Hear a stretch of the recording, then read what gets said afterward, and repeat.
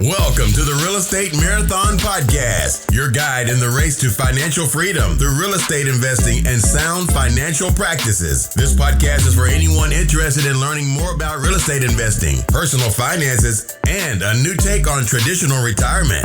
Now, here are your hosts, Larry Fierro and Mike Moe.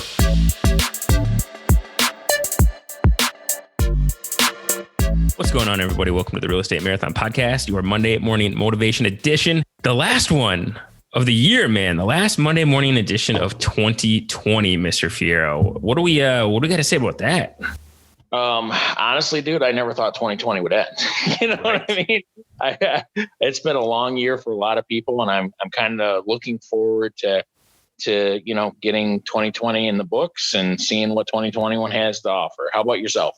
Dude, same, man. It was a good year. It was a challenging year, definitely a unique year. Obviously, with everything that happened in 2020, nobody would have, expected it to turn out the way it did when it started. But it was a good year. It's one for the books, and we'll, like you said, we'll move on to 2021 and take some momentum into 2020. Both you and I got some good deals in the pipeline.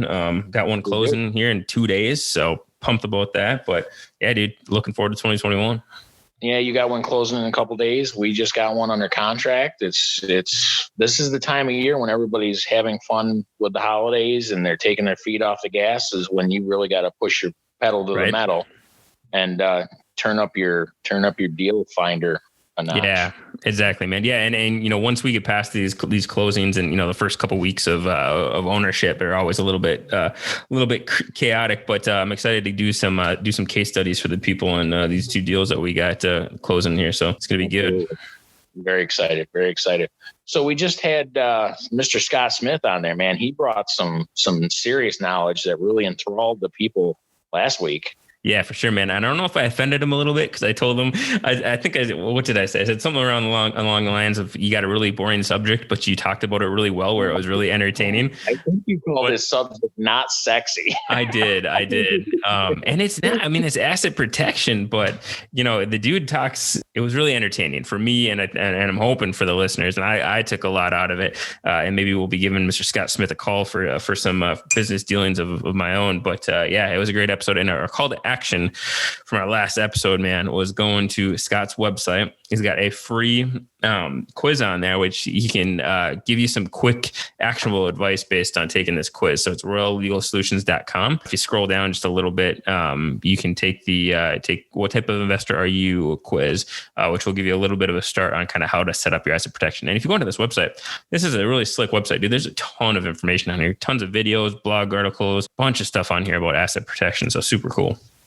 Asset protection is probably one of the most important things you can do to prepare for being, a successful multifamily investor at the beginning of your career. Yeah. Because if you get everything correct and you protect yourself, make yourself virtually invisible, is what he was talking about, to a lawsuit, then the rest of it is not cake, or anything like that, but the rest of it is going to fall into place a little easier. Yeah, for sure. You're gonna put your head on that pillow at night and sleep a little bit better, knowing you got a good asset protection strategy and knowing that everything that you're working your tail off for isn't going to go up in smoke to one lawsuit. And I've heard him say multiple times that it's not if you'll get sued, it's when you'll get sued. If you're in this business long enough, like hopefully a lot of people want to be, it's gonna happen, right? You just got to be prepared for it.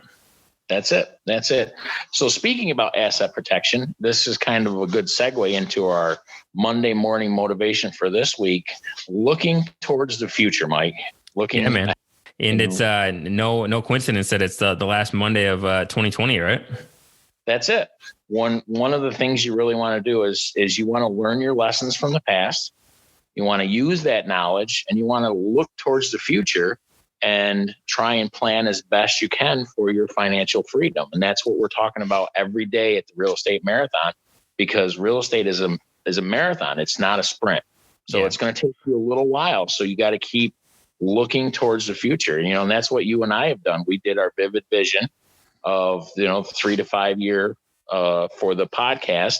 And, it's like our playbook, and that's what we're doing. We're going step by step by step to make ourselves successful and achieve that financial freedom number. Yeah, dude, we've talked about it so much on the show that you can't get to where you're going if you don't know where you're going, right? You don't have to know every step along the way, but you do have to know kind of that end goal, the end state that you want to get to, the end, whether it be financial freedom or a certain amount of money coming in. You got to have that vision of where you want to go. And then to your point earlier, once you know where the end state is or where the end vision is, then the rest kind of falls in place. You're like, all right, if I get that like crystal clear on where I want to be in 3 years, you can kind of reverse engineer that on what you need to do. So the how is a little bit easier if you know kind of the where and the where you're going and the why. So, and you dropped that book, it's that Vivid Vision by Cameron Herold, and it's definitely one of the most influential books that I've ever read, because it to your point, it gave you a process to get super crystal clear on where you want to be in 3 years in all aspects of your life. So, and it gives you a really easy way to kind of get that written down, get that on paper, and then reverse engineer what you need to do backwards from that. If this is where you want to be in 3 years, what do you need to do this year? If this is what you need to do this year, what do you need to do this quarter? If this is what you need to do this quarter, what do you need to do this month, this week, this day? So it really allows you to get down to the nitty gritty of what you need to do to get to that 3-year goal. So fantastic book. But yeah, vision is super key. It is, and it's important for any kind of trip or traveling that you're doing. Like, I want to come out there eventually someday and hang out with my bro and Mike out in Minnesota. Right. Now, I know Minnesota is the final destination. I don't know what towns I'm going through, but I know I'm just going to keep driving west.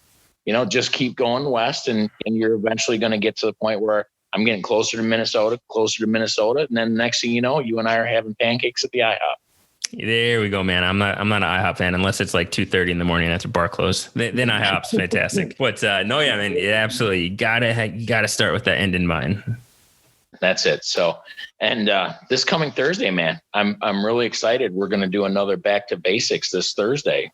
Yeah, for sure, man. We're gonna talk about networking, man, and how key it is in real estate and really all of business. But get back to the basics and talk about some networking strategies, how important it is, and how to get started when you're maybe new in real estate and you start rubbing shoulders with some good folks. That's it. And networking is key. That's how you and I met. That's how you and I started the podcast. And a lot of our successes that we both experienced in life has been because we're both outgoing people. We're both wanting to talk to people. We both want to get out there and meet the people. And like they say, your network is your net worth. And just got to get out there and meet the people that are doing what you want to do.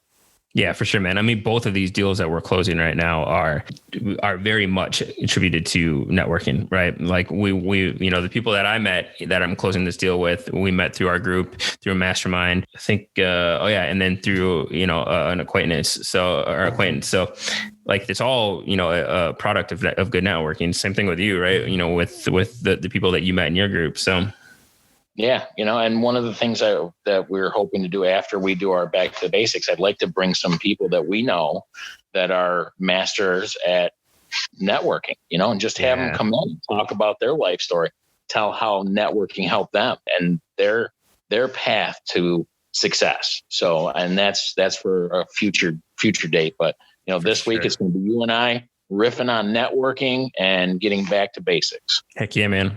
All right. So cool. That's everything I've got. You guys keep chugging along, keep looking to the future, and keep that eye on the ball. Heck yeah, man. All right. Thank you guys for tuning in to another episode of the Real Estate Marathon Podcast. We'll see you next time. Have a great night. Thanks for listening to the Real Estate Marathon Podcast. If you found value in any of the content from this show, consider supporting us in the following ways. Subscribe to the Real Estate Marathon Podcast. Leave a rating and review. Continue the conversation with like-minded individuals on social media by heading over to the Real Estate Marathon Podcast Facebook group or follow us on Instagram and Twitter @Real Estate Marathon Podcast.